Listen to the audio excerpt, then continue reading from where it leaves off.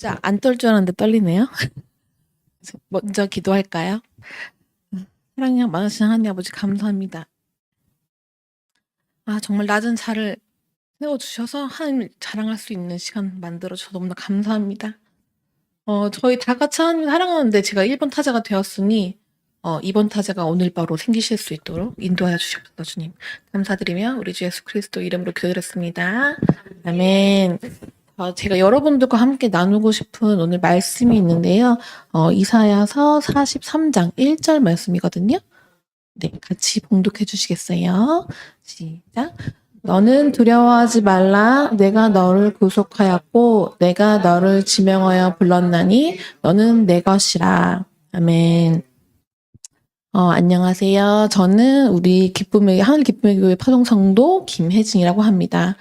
제가 이 자리에 서게 된 것은 얼마 전에 목사님이 설교 중에 그런 말씀을 하셨어요. 저보다 더한 예수님 사랑하는 성도 계신가요? 하고 물어보셨는데 제가 한국에서 저요! 저 여기 있어요! 하고 혼자 외쳤습니다. 그러다 갑자기 제가 일 때문에 여기 캘리포니아에 이미 오기로 되어 있었거든요. 그래서 나도 캘리포니아 어차피 가는데 예수님 자랑 좀 해볼까 하는 마음이 들어서 서로 얼굴도 모르지만 한 마음으로 예수님을 사랑하고 하늘 기쁨의 교회를 섬기는 성도님들과 함께 저의 예수님을 자랑하고 싶어서 목사님께 부탁을 하게 되었습니다. 저의 예수님을 자랑하려면 먼저 하나님을 제가 만나게 된 이야기부터 해야 될 것 같아요. 저는 일단 무능력하고 바람기도 많으신데 폭력성을 지니시고 술을 너무 좋아하시는 아버님 밑에서 태어났어요. 그러다 보니까 엄마가 저희 가족의 모든 생계를 다 책임지셨는데 엄마가 하루 종일 일만 하시니까 저는 늘 집에 혼자 있었던 그런 어린아이로 자라났습니다. 그러던 중에 친구가 초등학교 1학년 때 교회에 가면 너무 좋고 초코파이랑 요구르트를 맨날 준다는 거예요. 저희 집에는 간식이 없었거든요. 그래서 초코파와 요구르트면 너무 좋지. 시간도 때울 수 있으니까 완벽하다. 그래서 갈게 해서 그때부터 저희 언니랑 함께 교회를 다니게 되었습니다. 매주 친구도 사귀고 찬양도 하고 워십도 하고 점점 교회 다니는 게 재밌기도 했지만 또 하나는 부모님이 심하게 다투는 날이면은 저희 언니랑 저랑 불 꺼진 예배당에서 펑펑 울면서 기도를 많이 했었어요. 그러면서 하나님께 위로받으면서 자랐기 때문에 그 청소년 시기가 제가 그나마 참 어려운 시간에 또 잘 보낼 수 있었던 것 같아요. 그래서 그 교회에서도 되게 좋은 추억이 많았는데요. 그때 그 교회에서 알려주는 하나님은 저를 아주 많이 사랑한다는 거였어요. 그래서 저도 어린아이의 시선에서 하나님이 나를 사랑하신다고 하고 그분이 되게 전지전능하시다고 하니 내가 힘든 일이 없이 앞으로 나한테 행복만 있으려나? 하고 그렇게 믿었어요. 그 정도가 딱 제가 믿는 하나님에 대한 믿음이었어요. 그 교회를 10년 넘게 다녔는데 안수 집사님, 장로님들이랑 목사님들이 엄청 크게 싸우셨어요. 근데 그 충돌이 저희 청소년 부한 때까지 닿아서 저희 자매는 결국은 그 교회를 떠나게 되었어요. 그러고 난 이후에 어른이 되고 두 번째 교회를 만나게 되었는데 그 교회에서는 교회 어른들이랑 목사님과 문제가 없었고 동갑내기 친구들도 있어서 큐티도 같이 하고 주일학교 선생님으로 봉사도 하면서 성도로서 이 세상에서 어떻게 살아가야 하는 것들을 배우면서 컸어요. 그리고 작은 교회였는데 거기도 오래된 성도분들도 많이 계셨고 여러 가지 한국 교회에서 볼 수 있는 기본적인 프로그램도 있어서 겉으로 보기에는 전혀 문제가 없었는데 이상하게도 저와 언니는 그 교회를 10년 정도 다니는 동안에 그럼에도 불구하고 예수님이 누군지, 예수님의 십자가와 내가 무슨 연관성이 있는지, 내가 왜 죄인인지는 전혀 깨닫지 못하고 있었어요. 그리고 예수님의 구원만이 나를 천국으로 데리고 가신다고 하셨는데 예수님을 모르니까 제가 구원에 대한 확신이 없는 거예요. 그리고 예수님의 보혈이 나를 죄로부터 해방되는 말을 하면 사실 속으로는 예수님의 보혈, 이 단어가 너무 좀 무섭게 들렸어요. 그리고 제가 죄인님을 인정해야 된다고 하는데 사실 어려운 상황 속에서도 나름대로는 착하게 살았다고 생각한 저로서는 좀 억울한 생각이 들었습니다. 그러다가 결혼을 하게 됐고 아기를 낳고 잠옷에서 예배를 드리는데 형식적으로 예배를 했지 사실 제 온 마음을 들여서 예배를 드리지 못했어요. 그러던 중에 더 이상 이 교회에서 하나님을 만날 수 없다면서 언니가 먼저 교회를 떠났고 교회가 또 이사도 가게 되었고 10년을 다닌 교회 목사님이 여전히 저의 이름을 못 외우셔서 안수기도를 하시면서도 저한테 늘 김선희 집사님 하셨어요. 그게 제가 너무 서운한 거예요. 그래서 어느 날 그냥 그만 다녀야겠다 이렇게 생각해서 하루아침에 교회를 안 다니기 시작했어요.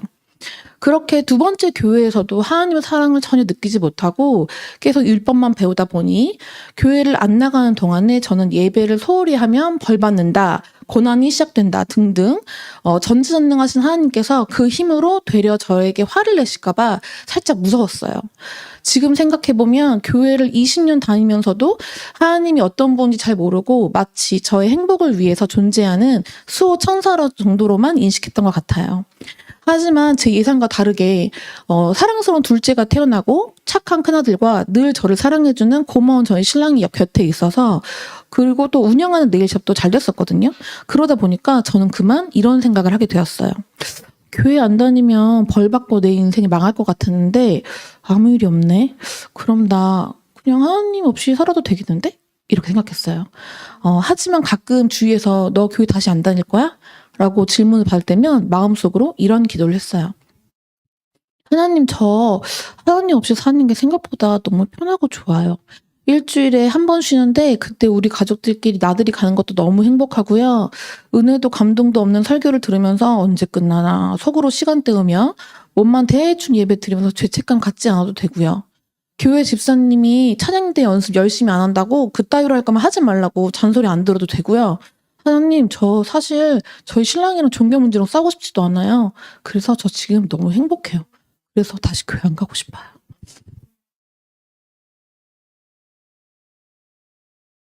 근데 하나님, 만약에 저를 다시 부르실 거면 저 다시 뜨겁게 하나님 사랑하는 사람이고 싶어요. 청소년 수련회 때 찬양 부르다가 가슴이 뜨거워지고 눈물이 철철 흐르고 말씀을 들으면 하나님 마치 내 마음속을 다 알고 나에게 직접 말씀해 주시는 것 같았던 그때 그 첫사랑을 회복하고 싶어요. 지금처럼 뜨뜻미지근한 마음으로는 계속 다니는 건 싫어요. 하나님께서 이런 건방진 저의 기도를 응답을 해주셨을까요? 그렇게 7년이라는 시간이 흘렀어요. 행복한 시간을 보내고 있다고 착각하던 어느 날, 지금으로부터 한 4년 전 일인데요. 저희 신랑이 운영하던 회사가 너무 경제적으로 어려워서 마음을 달래려고 신랑은 술을 잔뜩 먹었어요. 저는 그런 신랑을 조수석에 태우고 운전을 하고 집에 가던 길이었습니다. 회사 운영도 처음이고 네일아트라는 전혀 모르는 분야를 갑자기 경영하게 된 신랑은 마음도 여린 사람이라 직원들과 마찰도 굉장히 있었는데요. 그날은 아주 술에 만취된 상태였고 저에게 갑자기 담담한 목소리로 이렇게 말했습니다. 혜진아, 응? 왜? 나 근데 진짜 힘들다.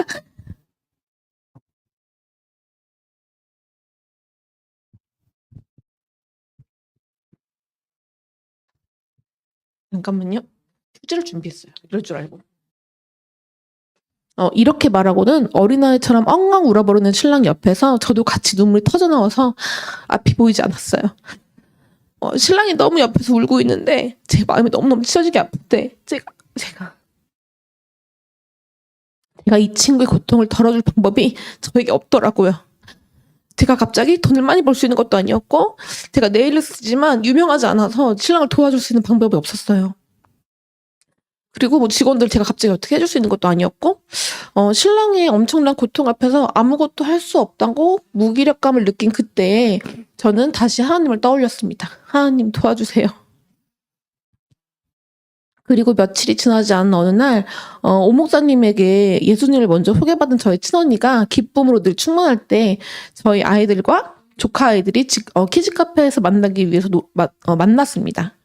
아이들은 키즈 카페로 들어갔고 저희는 건물 구석에 작은 의자에 앉아 있었는데 언니와 이런저런 얘기를 하던 중에 언니가 예수님 얘기를 먼저 꺼냈습니다.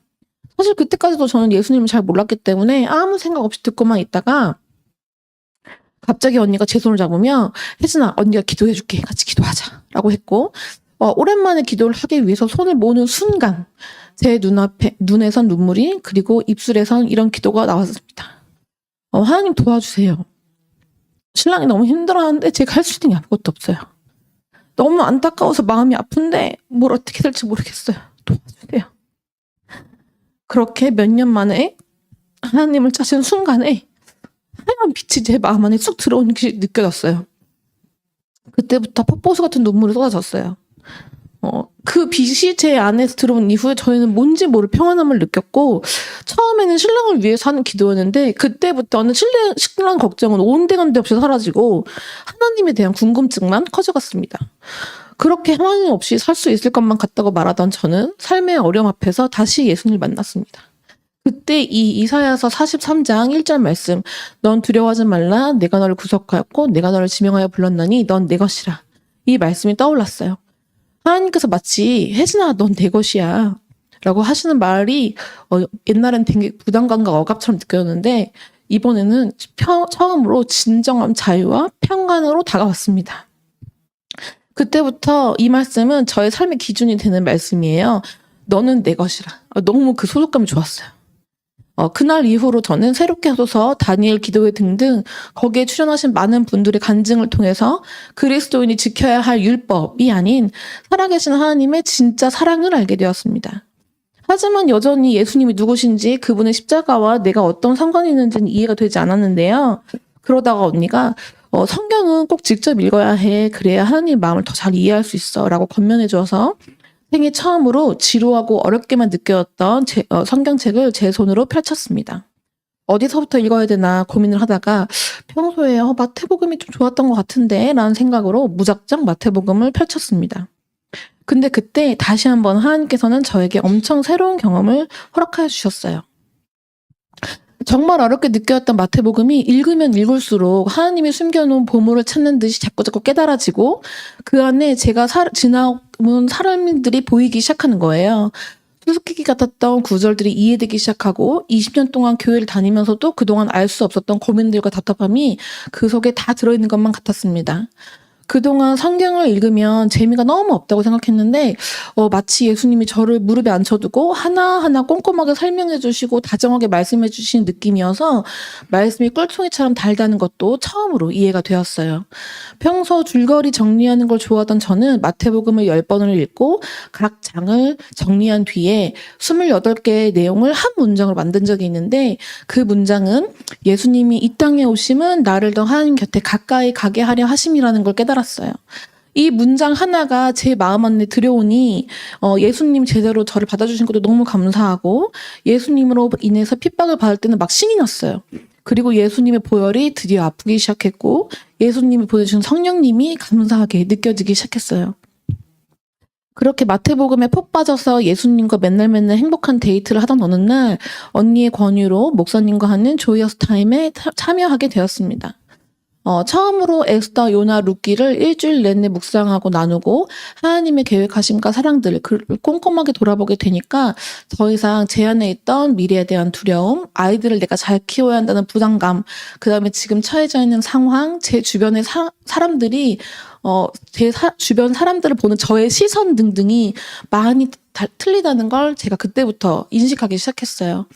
그러면서 평생 동안 미워하고 증오해서 3년을 넘게 연락을 끊어왔던 저희 아빠를 하나님이 용서할 수 있도록 인도해 주셨고, 아빠를 긍휼히 볼 수 있게 해주셔서 제가 먼저 사과를 하고 아빠와의 관계를 회복하게 되었습니다. 또한 그동안 아이들과 딸 그리고 소중한 저의 신랑을 있는 그대로 사랑하지 못하고 제가 원하던 방향으로 이끌었던 저를 발견하여 반성하고 제 가족들을 있는 그대로 존중하고 사랑하는 법도 배우게 되었어요. 그리고 또 하나 조타를 하면서 깨달은 사실은 제가 예수님이 누구인지 잘 모르면서 율법 지키느라 몸만 델롱델롱 교회 다니던 그때부터 하나님 없이 혼자 힘으로 살아보겠다고 선언한 그 죄 많던 시간까지도 하나님께서는 단 한 번도 제 곁을 떠나지 않으시고 하나님의 완벽한 타이밍으로 저를 다시 만나주셨다는 걸 제가 깨닫게 되었어요. 제가 하나님을 모르고 살았던 37년의 시간이 아쉬울 때도 있지만 그때 경험들로 믿지 않던 지인들에게 더 예수님을 잘 전하게 되다 보니까 역시 실수하지 않으시는 하나님의 완벽한 계획을 더 신뢰할 수밖에 없었어요. 그래서 지금 제 상황이 어려워지더라도 전 두렵지 않아요. 늘 선한 곳으로 인도하시는 하나님의 완벽한 손길을 믿으니까요. 그렇게 삶의 새로운 행복을 맛보던 저는 저희 샵에서 삶에 대해서 어려움을 토로하시는 분들이 너무너무 안타깝게 느껴졌어요. 처음으로 남들을 향한 긍휼이라는 마음이 들었습니다. 제가 요즘 한국에서 유행하는 말로 굉장히 쌉티예요. 쌉티라는 말 잘 모르시죠? 젊은 친구들은 아실 텐데요. 피도 눈물도 없는 그런 사람들이에요. 독설가 이런 거 있잖아요. 그런 스타일이에요. 근데 제가 다른 사람들한테 진짜 관심이 없고 막 힘들다고 얘기하면 너가 그렇게 하니까 그렇지. 그러니까 네 자신을 돌아봐. 막 이렇게 하면서 상처를 더 두 번 상처를 주고 그랬거든요. 근데 제가 조탈을 하는 다음에 사람들의 어려움을 그냥 넘길 수가 없었어요. 제가 느끼는 이 예수님의 평안과 기쁨을 느낀다면 이분도 너무 행복해질 것 같은데 너무 안타까운 거예요. 그래서 가만히 있을 수가 없었어요. 어렸을 때부터 영적인 외로움이 많이 느끼셔서 평생 이것저것 이단 종교를 많이 믿었던 분도 계시고, 어머님이 돌아간 뒤에 일상 회복이 안 돼서 공황장애가 오시는 손님도 계셨고, 평생 목회를 하신 어머님과 매일 싸우시면서 자살을 생각하시는 손님도 계셨고요. 이혼을 한 다음에 삶에 대한 무기력감이 온 동생도 있었고, 무리한 부동산 투기로 전 재산을 날릴 위기를 처하신 분도 계셨어요. 이혼 후에 다른 사람 만나기가 무서우신 트라우마 갖고 계신 분도 계셨고, 3개월 전에 남편이 자살한 뒤에 홀로 아이를 키워야 하는 친한 동생에게도 조탈을 권하게 되었습니다. 그리고 결정적으로 60년 만에 하나님을 만나서 너무 행복하지만 말씀을 잘 모르는 상태에서 자기 의지로만 믿던 저희 친정엄마와도 조탈을 하면서 상처받았던 저희 집안의 옛날 시간들에 대해서 서로 위로하고 보듬게 되었습니다. 그렇게 3년 동안 한 6개 조탈을 했던 것 같아요. 정말 저는 이게 제 삶의 가장 놀라운 일이라고 생각해요. 제 아이들과 신랑 이외에는 아무에게도 관심을 없고, 심지어 저는 친정 식구들도 그렇게 막 애틋한 사람이 아니었거든요. 근데 이제는 제가 예수님을 알지 못하고, 그분들과 예수님 알지 못하는 사람과 예수님 같이 나누고 그분들의 아픔에 같이 눈물이 나고, 워킹맘이라서 제가 아이 둘 키우면서 사실 시간이 진짜 없거든요. 근데 그 없는 시간에서 어떻게든 빼가지고 이 한 분 한 분과 조탈을 하려고 하는 제 모습을 바라보면서 정말 너무 신기해요. 그리고 그분들이 예수님을 알아가면서 느끼는 평안을 같이 공유하면서 막 신나고 같이 춤추고 막 이러거든요. 그럴 때 제 삶에 나타난 이게 하나님의 증거지, 이게 살아가신 하나님의 역사지, 내가 이렇게 달라질 수 없다. 진짜 하나님이 보이지 않는다는 건 다 거짓이야. 하나님은 너무 살아계시고 너무 눈에 잘 보인다라고 생각했었어요. 그리고 이제서 제 삶의 존재의 이 가치를 알게 됐어요. 내가 이런 일을 하려고 태어난 사람인가? 라는 생각이 들었어요.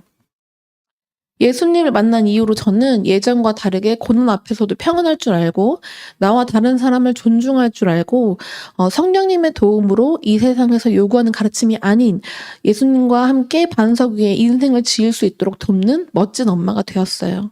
그리고 앞으로 더 같이 있어질 제 미래에 대한 큰 기대감으로 날마다 기쁘게 살게 되었습니다. 그래서 저는 앞으로도 예수님을 포기할 수 없습니다. 이제 모든 사람 앞에서 당당하게 예수님이 누군지 알고 그분의 영향력 안에 살고 있다고 분명하고 강하게 말할 수 있습니다. 오늘 같이 나누었던 내가 너를 지명하여 불렀나니 넌 내 것이라 하는 말씀처럼 앞으로도 예수님 품에 꼭 안겨서 이 세상에서 아직도 예수님을 모르고 자기의 힘을 의지하고 자기의 삶을 본인이 책임지고 사느라 고생이 많으신 분들을 위해서 제가 받았던 그 평안과 위로를 전하는 사람이고 싶습니다. 7년 전에 하나님 없이 평생 살아도 괜찮겠다고 말하던 어리석은 저에게 찾아오셔서 예수님의 첫사랑도 회복시켜 주시고 아픈 사람을 위로하며 새로운 삶을 살게 해주신 하나님 아버지를 찬양합니다. 사랑하는 우리 하늘 기쁨의 성도 여러분, 저는 이렇게 예수님께 받은 사랑이 너무 크다 보니까 저는 예수님을 자랑하지 않고서는 참을 수가 없어 1번 타자가 되었습니다. 혹시 2번 하실 분 계신가요? 아직은 없으신가요? 한국과 캐나다에서 이 예배를 함께 해주시는 윤정 언니, 선희 언니, 지선아, 손들어. 저도 여러분들의 예수님을 너무 소개받고 싶어요. 마지막으로 이 자리를 빌어서 저에게 예수님을 너무 잘 소개시켜 주시는 우리 목중성 목사님께 정말 큰 마음을 담아서 감사 인사를 드립니다. 그럼 어제도 오늘도 내일도 저와 함께 해주시는 예수님께 영광 돌리며 저의 이야기는 마무리하도록 하겠습니다. 감사합니다.